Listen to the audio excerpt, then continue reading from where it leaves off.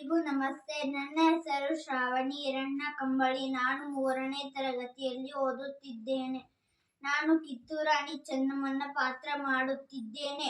ಮುಚ್ಚು ಬಾಯ್ ಏ ಕೆಂಪು ಮೋತಿಯ ಕುನ್ನಿ, ಕಪ್ಪ ಕೊಡಬೇಕೆ ಕಪ್ಪ, ನಿಮಗೇಕೆ ಕೊಡಬೇಕು ಕಪ್ಪ? ಕಬ್ಬು ತಿನ್ನಲು ಬಿಟ್ಟ ತಪ್ಪಿಗೆ ಕೂಲಿ ಬೇರೆ ಕೊಡಬೇಕೆ? ಮೋಡ ಮಳೆ ಸುರಿಸುತ್ತದೆ, ಭೂಮಿ ಬೆಳೆ ಬೆಳೆಯುತ್ತದೆ, ಹಾಗಿದ್ದ ಮೇಲೆ ನಿಮಗೇಕೆ ಕೊಡಬೇಕು ಕಪ್ಪ?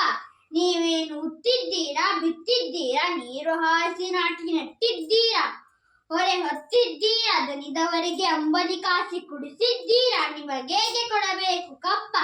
ನೀವೇನು ಅಣ್ಣ ತಮ್ಮಂದಿರೆ, ಅಕ್ಕ ತಂಗಿಯರೆ, ನೆಂಟರೆ, ಇಷ್ಟರೆ, ದಾಯಾದಿಗಳೇ, ನಿಮಗೇಕೆ ಕೊಡಬೇಕು ಕಪ್ಪ? ಎಚ್ಚರಿಕೆ, ಕಿತ್ತೂರು ರಾಣಿಯನ್ನು ಕಪ್ಪ ಕೇಳಲು ಬಂದರೆ ನಾಲಿಗೆ ಸಿಡಿ ಹೋಯಿತು. ನಿಮ್ಮ ಕಂಪನಿಯವರಿಗೆ ನಿಲ್ಲಲು ಜಾಗ ಕೊಟ್ಟವರೇ ನಾವು. ಕಟ್ಟಳೆ ಮಾಡುವ ಅಧಿಕಾರ ನಿಮ್ಮದಲ್ಲ, ನಮ್ಮದು. ಕಿತ್ತೂರು ಏನು ನಿಮ್ಮಪ್ಪ ತಾತ ಮಾಡಿಟ್ಟ ಆಸ್ತಿ ಏನು? ನಿಮ್ಮಂತ ನಯವಂಚಕರಿಗಿಲ್ಲ. ಬದುಕುವ ಆಸೆ ನಿನಗೂ ಇಲ್ಲ, ಉಳಿಸುವ ಆಸೆ ನನಗೂ ಇಲ್ಲ. ನಿನಗೆ ಜೀವದಾನ ಮಾಡಿದ್ದೇನೆ, ಹೋಗು. ಹರರ ಮಹಾದೇ, ಹರರ ಮಹಾದೇ, ಹರರ ಮಹಾದೇ.